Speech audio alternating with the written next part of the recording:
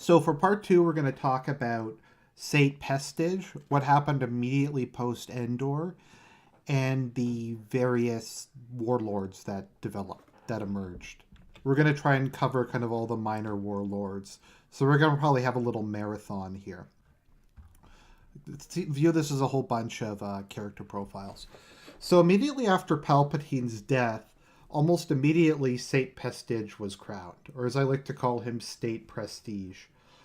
But yeah, so Sate Pestage came from the planet of Citric. That's just how I think it's pronounced. Let me just scroll down. Ciutric. I just am going to call it the Citric hegemony, which was a confederation of planets that were known for being exceedingly human-centric. So the Pestage family was, I'm not sure if it was they were particularly wealthy or if they were just prolific, but he had a huge family of 100 people. So for anyone who's read the Darth Plagueis novel, you'll be familiar with Sate Pestage. Basically, he left Citric and went to Coruscant, and he quickly gained a reputation for being, I guess you could call him a solver, a solutionator. You know, I think his name's Doug Stamper in House of Cards. He was kind of like that for Palpatine. So if Palpatine needed someone killed, he needed somebody slimed in the media, he needed blackmail, whatever, he would go to Sate Pestage, and he basically became Palpatine's right-hand man. Interestingly, some people would later suspect that Pestage was Palpatine's son, despite the fact that Pestage was actually older than Palpatine. So he's one of the few people who Palpatine might have considered a friend and who he knew personally. Now, the problem with Sate Pestage is while he was fairly good at being a subordinate, he was a terrible leader. And because he was kind of a sniveling, greedy, cowardly man. Now, this was good at, like I said, as being Palpatine's sidekick, because the fact that he was pretty much universally despised meant that there really wasn't any chance of him successfully overthrowing Palpatine and making himself emperor. So for like the last half of Palpatine's reign, he basically retreated into his experiments on the Force and pursuing immortality, and the Empire was left in the hands of Sate Pestage and the Imperial ruling council. Sate Pestage was officially the Grand Vizier, so he was basically the Prime Minister and head of government. So he did a lot of other stuff. He managed Palpatine's schedule. He made his appointments. He determined who got to speak with the Emperor and who didn't. He held more or less absolute authority over the Empire, kind of its mundane manners. So once Palpatine died, he immediately had himself crowned Emperor with support from the Imperial ruling council. Now, the Imperial ruling council was very fragmented. As I keep stressing, most of the people Palpatine promoted were sycophants and not particularly likable or competent. So almost from the beginning in the aftermath of Endor, the Imperial ruling council started to squabble among each other, and they broke down into factionalism. Now, Sate Pestage's rule turned out to be an unmitigated disaster. So, on the basic level, you have that Palpatine, like I said, had set up the Empire so it could only function under him. Plus, he had his immense charisma, force of personality, air of mystique. People feared him, respected him, and he kind of appeared to be like a god, I think, to a lot of people. So, he had that aspect. Pestage didn't have any of that. There's also the issue that the Empire was extremely militarized, to the point where in most cases the line between civilian and military governance was very blurred. Like some of the warlords who would emerge were Grand Moffs, but they wore military uniforms and they styled themselves as being military men. And it was their super star destroyers that Palpatine had given them, rather than any sort of legitimacy that let them carve out their private empires. So, needless to say, the various people didn't really, the various kind of local admirals and local generals really had no respect for Sate Pestage. They refused to follow his orders. Some of them would swear nominal superior, nominal. They'd say yes, he's emperor, but whenever he would call upon them to give him tax revenue or for military maneuvers or that kind of thing, they were just uninterested in following them. So he tried to call a lot of the Starfleet home from the Outer Rim to try to defend the core worlds. A lot of people criticized him because rather than try to go on the offensive against the Republic, he tried to fortify things.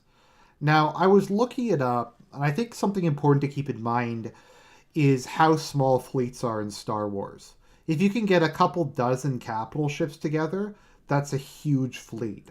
The Empire at its maximum size was, I think, something like 1.5 million worlds, and then there was tens of millions of more colonies, etc. Now, keep in mind, most planets in Star Wars aren't very heavily populated. There might be like a couple tens of thousands to a couple million on most planets. A lot of it is just one settlement or a mining colony. Like Bespin, I think, is just a couple floating cities, so maybe there's like 100,000 people. It's not very heavily populated. But the Empire had 25,000 Star Destroyers, plus millions of smaller craft. So that's substantially less than one Star Destroyer per planet. That's less than one Star Destroyer per system. That's like one per sector or something like that. So when we start getting into it and you start seeing that like ISARD only has like 3 or 4 capital ships, I think what you have to keep in mind is you have millions of planets, and because this is space, you have to think in 3 dimensions. So whereas like in World War II, if Germany was going to attack France, they would have had to either go along the border or through Belgium. There's only a certain number of places they could go through. It's kind of as if Germany could attack every place in France at once. Or if Germany could attack anywhere, probably a better example would be anywhere in Russia at once. As is, they had to go in through the European part of Russia. But this is space, so you can attack from anywhere. Which means there's things like hyperspace lanes, and there's key planets like Kuat or Corellia or Coruscant obviously are more likely targets. But theoretically, people can hit any planet at any time. So to prevent planets from just being overrun, you have to spread your forces extremely thin. So getting together the forces for an overwhelming offensive is very difficult. Also, there's the issue of if a battle goes on too long, enemy reinforcements will just keep arriving. Like Thrawn, I believe, at his max only had about a dozen Star Destroyers and a bunch of other smaller ships. Zinj, I think, only had a couple Star Destroyers in Iron Fist, a Super Star Destroyer. So, to just kind of put that into perspective, the Empire had a lot of issues. So, to a certain extent, Sate Pestage might have made sense, kind of bringing in the ships and retrying to fortify the core worlds. But a lot of people viewed this as cowardice, as a sign of weakness. They wanted a stronger military response. Besides, he was just a bureaucrat. What did he know? They were admirals and moffs and generals and stuff like that. So now we're going to kind of get into one of the issues with the extended universe, which is there are continuity problems. So when Sate Pestage came to power, he during the Empire, now I've heard different opinions on this. Some people say, oh, religion was banned. Some people say religion wasn't banned. Some people say only certain ones were, certain ones weren't. I know one of the Grand Admirals, Pakati Sin, I think his name is. I think that's his name, Pakati Sin. His religion actually was banned by the Galactic Republic. Sorry, by the Galactic Empire, which led him to becoming a fanatic of the New Order. But, yeah, so religion, I think, was largely banned. Once again, it's something that I hear a lot of differing opinions on. So what Sate Pestage wound up doing was he repealed the ban on religion, and he introduced a state church called the Church of the Dark Side, led by the prophets of the Dark Side. So this was a fake religion created by Imperial intelligence as kind of a way to legitimize an extremely unpopular monarch. The irony of it was the fake because it was all based on fake prophecies that Palpatine would return one day and kill all of those who had wronged him. You know what I mean? Like, so yeah, so Palpatine would come back from death, he would destroy all those who had been disloyal to him, and he would rebuild the Empire and crush the Rebel Alliance. And this was a lie that was perpetrated the by the Imperial ruling council and the Church of the Dark Side. Now, most of the prophets were fake, and I think there was like a thing where they made their prophecies come true by using like terrorists to carry out like apocalypticism. And there's a bunch of other weird stuff, like they had the glove of Darth Vader or something that was like when he got his hand cut off by Luke, and that was like a relic. It was really weird. But basically, yeah, it was Palpatine would return one day. And the irony is Palpatine would return one day, and we'll get to that once we get to Dark Empire and Reborn Palpatine. But the irony is the fake religion turned out to be 100% right. Now, I think that was deliberate because Palpatine, I think, was behind the Church of the Dark Side. But this is kind of where we get into continuity error problems, because some things came around before others. Like, Mara Jade isn't referenced during the Dark Empire comics. Let me just see if they came before or after Heir to the Empire. Okay, Dark Empire and Heir to the Empire came out at the same time, or in the same year. So because I think Dark Empire was a little bit later. But the issue is, like, Mara Jade is a main character in the Heir to the Empire, the Thrawn books, but she doesn't appear in Dark Empire. And one of her kind of character traits is her loyalty to Palpatine. So they later had to like do a retcon and say she just didn't think it was him, which was kind of lame. But like I said, that's kind of an issue you sometimes have in the extended universe, where things just show up before they show up in terms of when the book was published before they chronologically happen. It's kind of hard to explain, but yeah. Normally they take the tiers of canonicity approach. So some things, like anything Timothy Zahn wrote, is higher canon than like some random person wrote. But I'm getting off topic. So Sate Pestage is thought to have been in contact with Palpatine in the Deep Core where he was getting ready. However, this is kind of contradicted by the fact that he lost nerve and tried to make a deal with the Republic. So it's we aren't really sure, like, was the Church of the Dark Side entirely at the instigation of Palpatine? Was it his own initiative? Was he trying to keep things ready for when Palpatine came back? Was he just acting on his own? We don't really know. Not a lot. It's just kind of ambiguous. But what we do know is, as kind of the Empire started to crumble around him, Sate Pestage started to realize that he was probably going to get killed in a coup.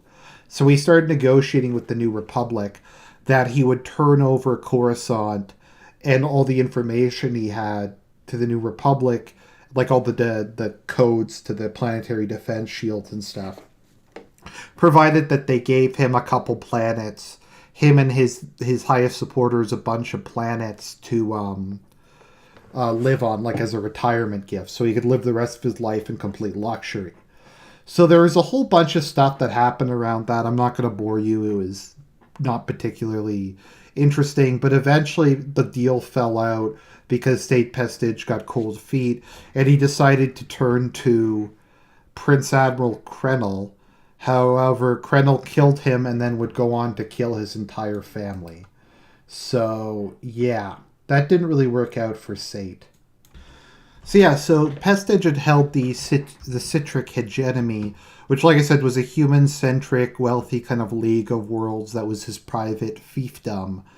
So once Dalek Krennel, at the behest of Yvonne Isard, I've heard a bunch of different pronunciations of her first name, Yvonne, Yasani, Yvonne, but at the behest of Isard, he killed Pestage and took the Citric hegemony to be his own private fief, and he changed his title to Prince-Admiral. This is something you'll see where people would just start making up titles for themselves. Like, someone took the title, like, Grand Warlord. Trenton Teradoc took the title High Admiral. Superior General Sander. Like, they would just start making up titles for themselves, try to show off how big they are. So, while we're on the topic of Krennel, I'll just finish off Pestage. So, Pestage got killed by a combination of his own incompetence, the manipulation of Yuzani Isard, his cowardice, his attempts to betray the Empire. I think he kind of saw the writing on the wall that he was eventually going to get sold out, like someone was going to overthrow him in a coup. But rather than kind of commit to a course of action that might have saved him, he wound up just not going along with, like, he kind of committed treason by bargaining with the Rebel Alliance, the New Republic at that point. But rather than kind of go through with it, he got cold feet at the last minute. So the New Republic didn't want to negotiate with him or bail him out, and the other Imperials thought he was a traitor.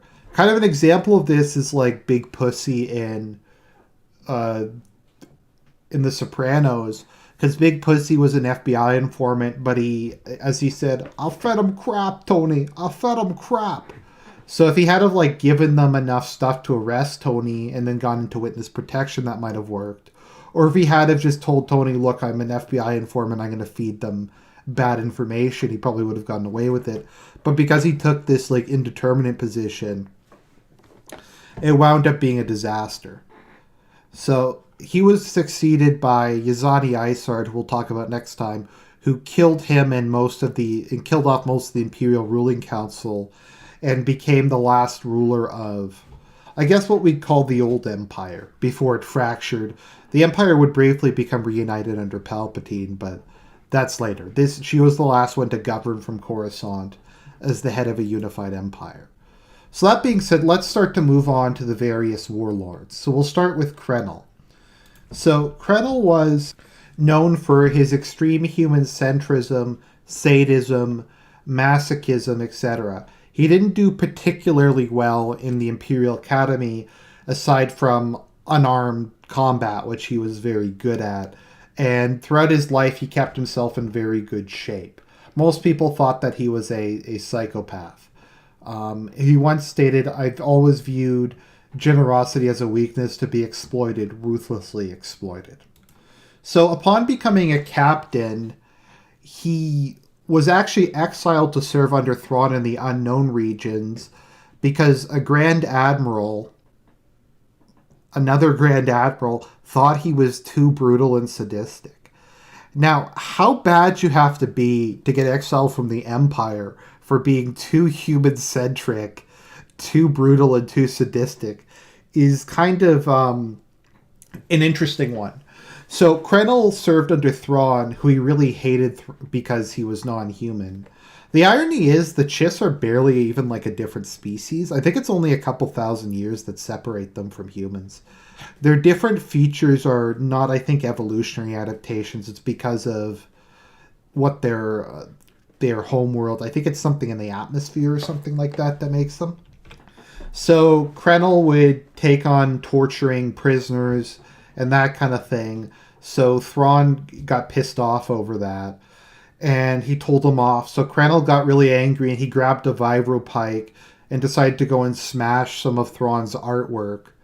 Because, as you will find out later, Thrawn's kind of master plan was he would study his enemy's artwork, and he'd use it to kind of build a cultural profile of them, and he could use that to psychoanalyze them and predict how that they would act. So Thrawn would always have huge collections of artwork, both holographic and real.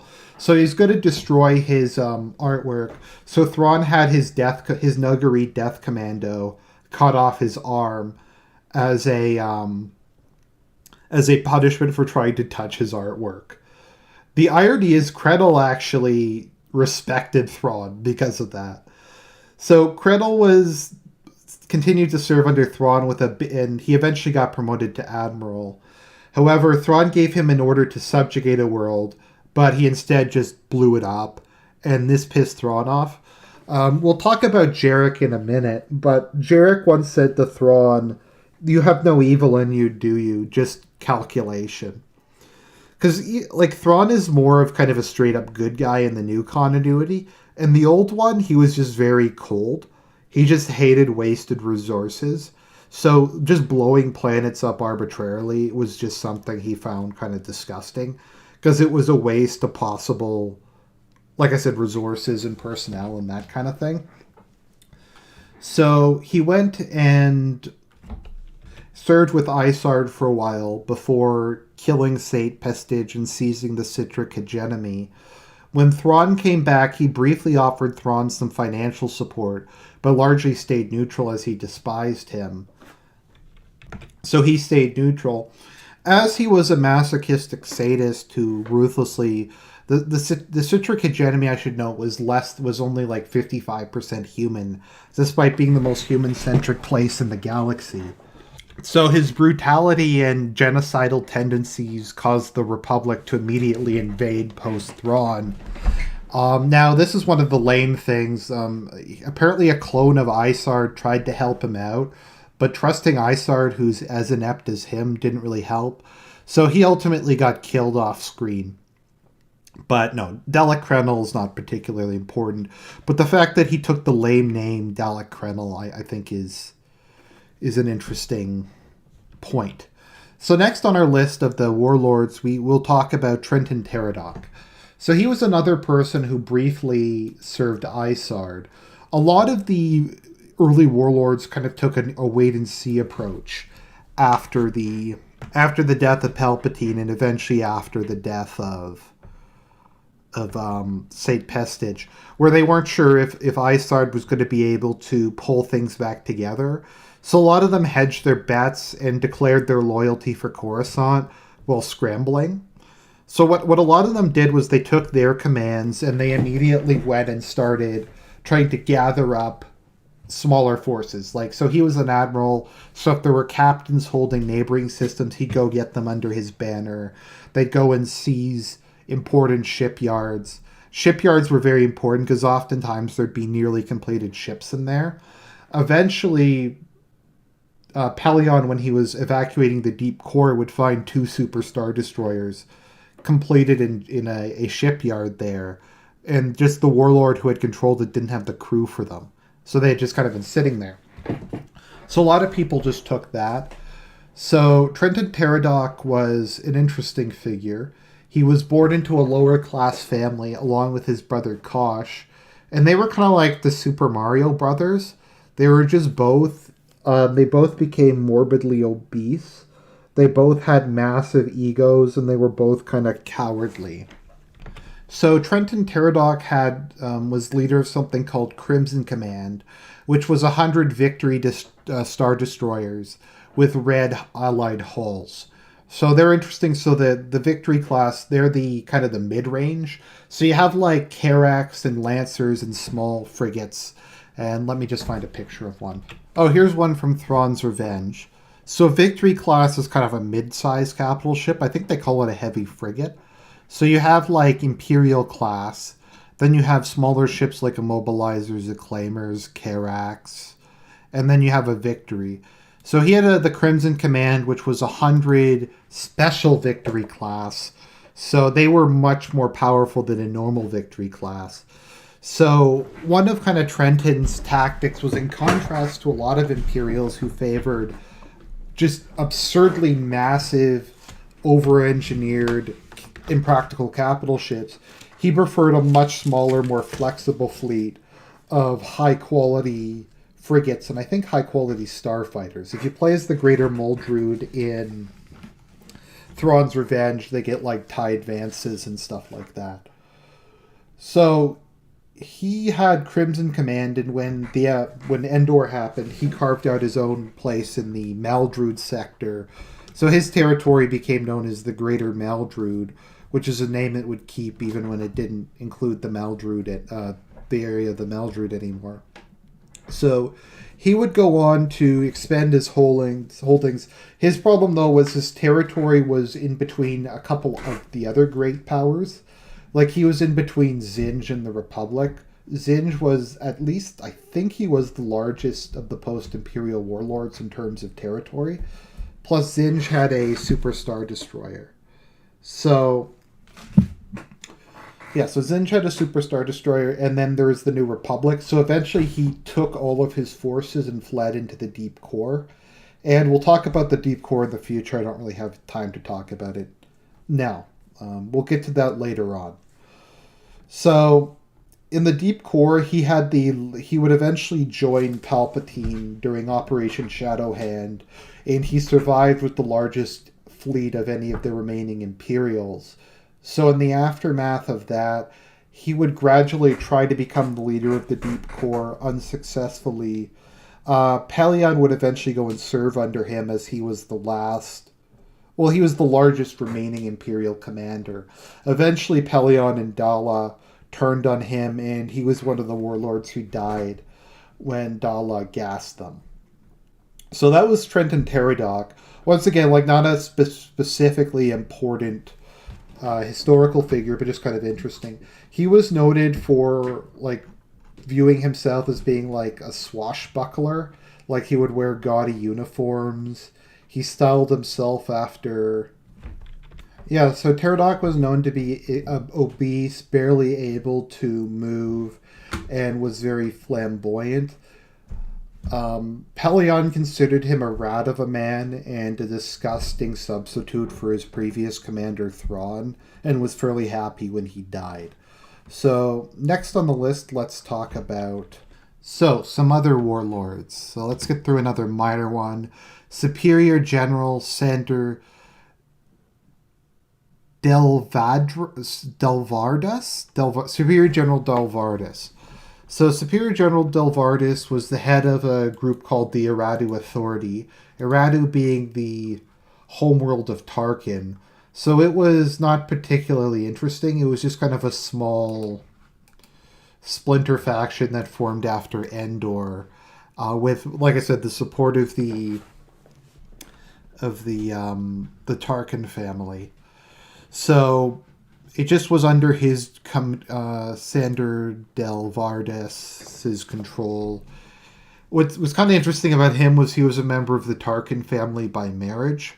Eventually, though, he would get defeated, take his remaining soldiers, and ships and flee into the Deep Core. Like I said, we'll talk about the Deep Core later.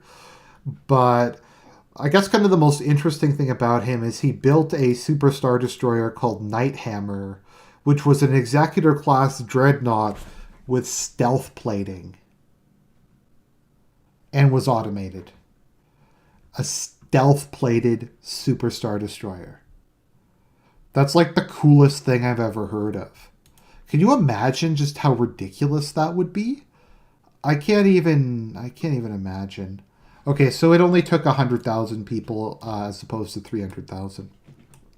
But no, so yeah, so once again, not very important. He was one of the people Dala gassed during Imperial unification.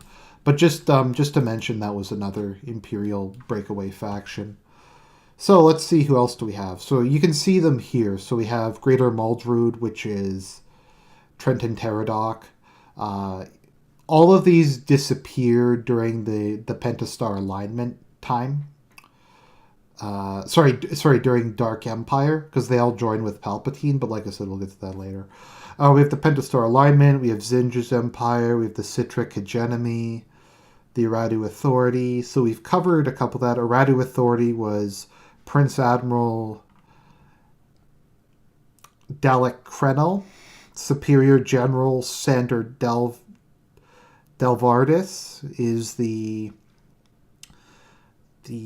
Citric Hegemony. We'll cover Zinj later. He gets his own section. So before we get to Pentastar Alignment, let's just briefly talk about Jerec. So Jerec was probably the third most powerful, at least in my opinion, Force user that Palpatine had under his control. Now, Jerec was what's known as a Dark Jedi. So for those of you who aren't aware, a Dark Jedi is someone who is a dark sider but is not a Sith. Because Sith doesn't specifically refer to anybody who uses the dark side of the Force. Sith is a specific order and philosophy. There's a picture of Jerec. He was a Miralukan? What's this? Yeah, Miraluka. Which are a race of blind near humans who use the Force to see. It's weird for a mere Lucan to be evil, but yeah. So Jerec was a Dark Jedi. So Dark Jedi are Darksiders who aren't Sith, I think is kind of what it's normally considered. Grey Jedi are normally considered to be Lightsiders who don't follow the Jedi Order. Some of them use the dark side a bit, but my understanding is most Grey Jedi, like the Imperial Knights, are often in this category of the Fel Empire, are Lightsiders because the dark side is just immensely corruptive to the point where you can't use it pretty much at all. So yeah, so that's kind of Jerec's background. So he was a former Jedi Master. He was probably the most powerful Dark Jedi. He had another 6 Dark Jedi who served under him. So he's notable for the whole, for if you're familiar at all with the Jedi Academy series and the Kyle Katarn, he was Kyle Katarn's arch nemesis, having killed Kyle Katarn's father and kind of being, like I said, his rival for most of his life. His goal was eventually to find the Valley of the Jedi, which was on Rusen, which had been the... Okay, so the last Sith Empire, I covered that in my Brotherhood of Darkness video, was led by Skir Khan, and he got wiped out at the Battle of Rusen, where the Sith used a thought bomb, which is like a Force super weapon, and it trapped thousands of Sith and Jedi within the caverns underneath Rusen. So Jerec's goal was, if he could get there, he would absorb all the captured Force energy, and by doing that, he would be able to become more powerful than Palpatine, and he could gain control of the Empire. So Jerec was immensely powerful. He had a number of Dark Jedi under him. For a lot of his time, he claimed loyalty to the Pentastar Alignment, which we'll talk about in a minute, but he was really always in it for himself. He had a lot of financial backers and patrons, and he was able to pay for the Vengeance out of his own pocket. Now, the Vengeance is really cool. Let me try to find a picture of the Vengeance. Yeah, there's a picture of the Vengeance. There's not really an HD picture of it, but it is a Executor class Star Destroyer. But it's completely black. It's completely black, and it's really long. It's hard to really find a good picture of it just because it's of the way it's shaped. Yeah, there's the Vengeance. I think it looks pretty cool. But he built that out of his own pocket. That's how wealthy Jerec was from his various cons and scams. Yeah, so he worked under the Pentastar Alignment. Eventually he got the Vengeance. So he would eventually meet his death at the hands of Kyle Katarn on Rusen, and Kyle Katarn would release the captured spirit of the people at Rusen and let them finally die and become one with the Force, presumably move on to the next plane of existence. So that's just basically Jerec. Not a ton to say. I recommend reading the Dark Forces books. They're all really good. I haven't played the Jedi Academy games, but I'm sure that they're a lot of fun too. Anyway, so Jerec was kind of unique in being the only major Force user out of the... But he was kind of interesting in being the only real Force user to kind of try to succeed Palpatine in setting up his own empire. Well, like I said, he only had his Dreadnought and a couple other ships. Had he succeeded in gaining control of the Valley of the Jedi and all its power, he presumably would have been as strong as Palpatine and probably could have reunified the Empire under himself. But thanks to Kyle Katarn, that never wound up happening. So that brings us to the Pentastar Alignment, which is the last faction before we end this overly long video. So the final warlord, and probably the most competent, I would say, at least before the formation of the Imperial Remnant, was Artus Kane. So that's a picture of him there. He looks like a pretty typical Imperial. So Kane was from a wealthy planet out in the Outer Rim. It's funny, despite kind of being very inner rim centric and very much a core world based faction, a lot of Palpatine's leadership came from the Outer Rim. Like Grand Moff Tarkin, if you read the novel Tarkin, a lot of people looked at him with disdain because Aradu is pretty far out. I think it's in the Outer Rim. I'm not sure if it's Mid Rim or Outer Rim, but people in the core are very snobbish about that kind of thing. So his father was extremely human centric, and he really just drilled all of his hopes and dreams into Kane. So some people have different opinions of Kane. Some people think that he was just kind of a ruthless power monger. Other people think that he didn't really care that much about personal power, but he just sought it because he didn't really know what else to do. It was weird because he was opportunistic and wanted power, but was not megalomaniacal and was very keen not to overextend himself. So Kane was one of the the earliest supporters of Palpatine, and was one of, I guess you could say, the true believers in the New Order. Now, while he was, at least on the surface, a supporter of human high culture and human supremacism, in reality, he didn't really care that much. And when the Pentastar Alignment was founded, it used a lot of non-humans in his military, and he made a lot of deals with non-humans because the Pentastar Alignment was in the Outer Rim. And for example, Munalisk and a lot of former separatist worlds were contained within it. But he wasn't, like I said, particularly interested in it. So he was one of the founders of Compnor, but he thought it was kind of a dumpster fire. Compnor commissioned with the preservation of the New Order. So Kane was just kind of a loyal lieutenant of Palpatine, noted for his competency and charisma. Palpatine continued to promote him to governor and then eventually to Moff. So Tarkin was governor of Oversector Outer. I forget how many Oversectors there were. I think there's only a dozen, but they were huge. So Oversector Outer was most of the, I guess you could say, the northern part of the galaxy's outer rim. Like, keep in mind, Oversector Imperial. Imperial. Is it Oversector Imperial? I forget. It was Oversector Center or Oversector Imperial or something. But no, it was huge. So after Moff Tarkin died, Kane was given governorship of, he was made Grand Moff of the Outer Sector, which he actually saw as a personal rebuke because he would rather be on Coruscant helping to run the Empire day to day than governing this huge territory. So eventually, of course, Palpatine died, and Kane was in kind of an interesting position because he had the Superstar Destroyer, the Reaper, which would actually be the last Superstar Destroyer the last Executor class Superstar Destroyer to be within the Empire's use, eventually being destroyed when Pelion was using it, like 20 years later. But I digress. So when Palpatine died, he had, the other nice thing about the Outer Rim is, while less wealthy, it doesn't really have any borders. So like, here's the Outer Rim up here. Here's the Pentastar Alignment. Like, he isn't really close to anything.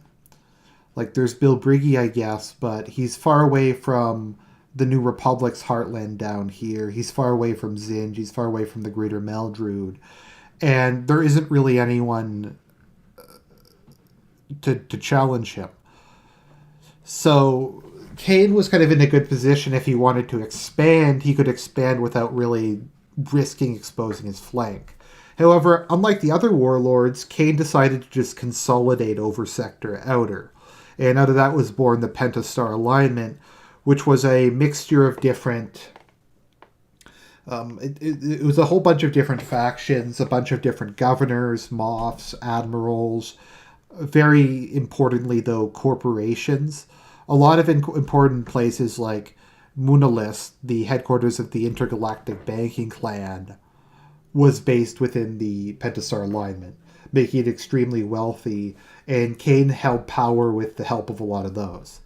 So he was noted for being completely isolationist, didn't make any movements against other warlords or against the New Republic, and he just continued to militarize and build up his own forces. Ultimately, he preferred to have a single stable kingdom rather than gambling everything on an attempt to rapidly expand. So there were always a lot of issues regarding stability within it, but compared to the other factions, it was very stable and managed to survive Kane's death. While Kane refused to join Grand Admiral Thrawn, he did send some forces. However, when his hero Palpatine returned, he did go and fight along Palpatine's side. The Pentastar Alignment succeeded in making some pretty deep. They succeeded in launching a pretty large offensive down into the core before Palpatine died, and Kane was killed by one of his former colleagues, the Grand Admiral. So the Pentastar Alignment would go on to survive for quite a while before eventually being annexed into the Imperial Remnant when Pellaeon evacuated the deep core. So Kane was probably the smarter of the admirals, smartest of the post-Imperial warlords. However, it was ultimately loyalty for his old friend Palpatine that led to his downfall.